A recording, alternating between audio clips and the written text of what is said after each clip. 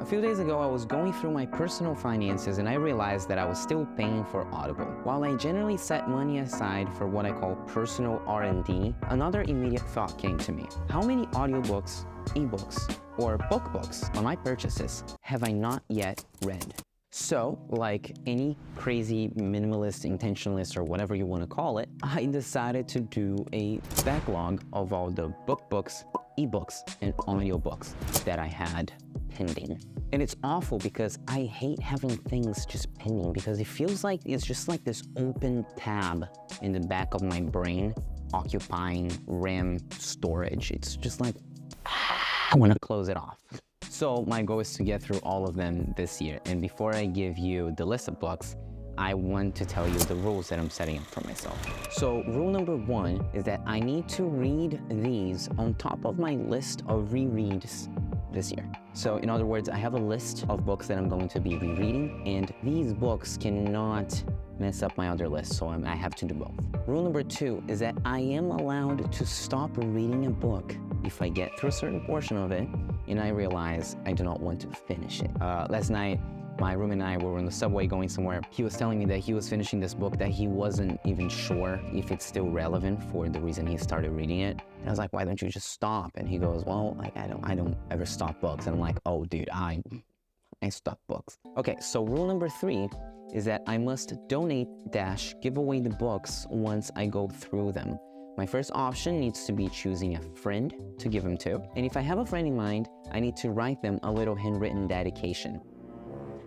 Dedication. English.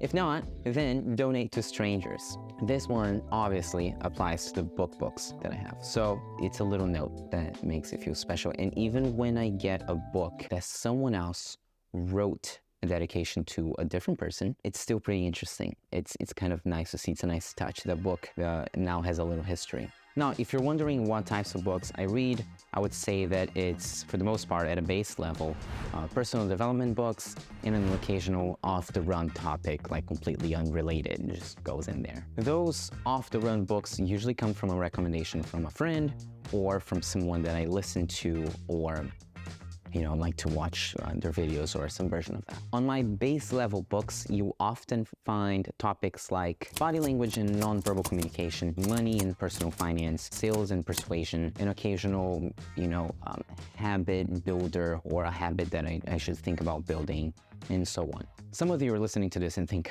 oh, what a basic bitch. Yes, okay? Leave me alone, okay? Okay, so let's go through these, and I'm not going to go through how I got the recommendations for each book because otherwise I could make a video on each of them, but let's get started. So the first one is The Intelligent Investor by Benjamin Graham, and it's been beat up a couple times. It is a heavy read, and I think that is probably why when I started, I eventually put down. I think I was still finishing my college and doing my thesis, so I never came back to it, so it's time. The second one I have over here is a gift. It's called Presence by Amy Cuddy, or Cuddy, I'm not sure how to pronounce it. But this is a book that has been on my shelf for a while, dare I say, over 4 years now. But again, it's also time. The third one that I have over here is called Supercommunicator by Frank J. and I think you say Petrusha. This is the one. And it has also been on my shelf for a while, but this one I bought. So, you can tell that I truly like, books about presence or like nonverbal communication or verbal communication and so on. The fourth one that I have over here is by Peter F. Drucker, The Effective Executive, The Definite Guide to Getting the Right Things Done. And then finally, one more recent that came up and seems to be controversial. It's 12 Rules for Life, Jordan B. Peterson, and we're gonna go through that as well. Now to the list of Kindle books, or the ebooks, and this list was more concise than I thought, which kind of makes sense because I carry the Kindle around with me all the time, so it does add up for the list to be more concise. So the books that I have over here. So the first one is The 48 Laws of Power by Robert Greene. That's the one I'm currently working on.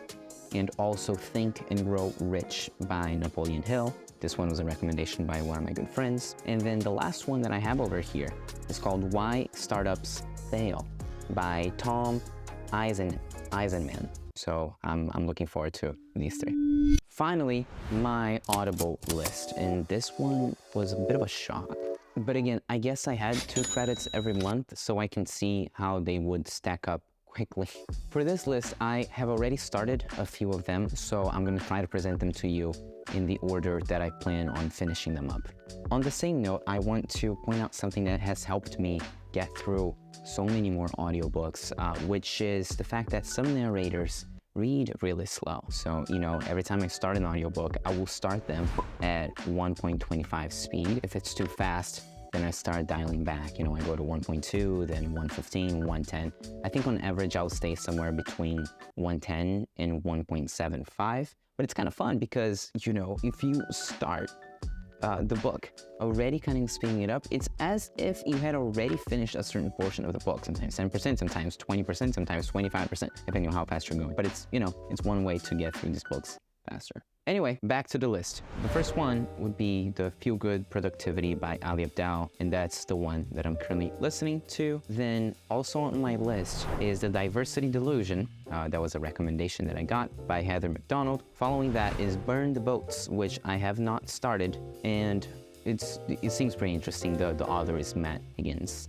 And then fourth is She Comes First by Ian Kerner. Then the fifth is Tools of Titans by Tim Ferris. And that one, I've heard about it for a long time, but I have not yet started. 6 would be Influence: The Psychology of Persuasion. Oh, maybe it's not downloaded, but you know, it's over here. Influence: The Psychology of Persuasion. And then The Mountain Is You by Brianna. I think you say Wiest? Not quite sure. I will find out. And then there is I Used to Be a Miserable Fuck. I don't know if we can say that, but we'll figure out. Then comes The Most Important Thing: Uncommon Sense for the Thoughtful Investor by Howard Marks. And then we're gonna go to No Death, No Fear: Comforting Wisdom for Life. I would not be able to pronounce that name properly, but I hope someone probably can teach me. I would love to learn.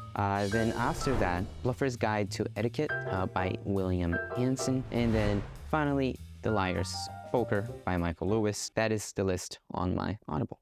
I'll certainly come back and give you an update on this experiment, but if you want to hear whether I ended up recommending these books to any of my friends and giving them away, please drop that in the comments. Other than that, thank you very much for your time, and I hope this either inspired you to also clear your backlog or at least entertain you for a little bit. Oh, and let me know if you've read any of these books and you think I should move them up or down in the queue.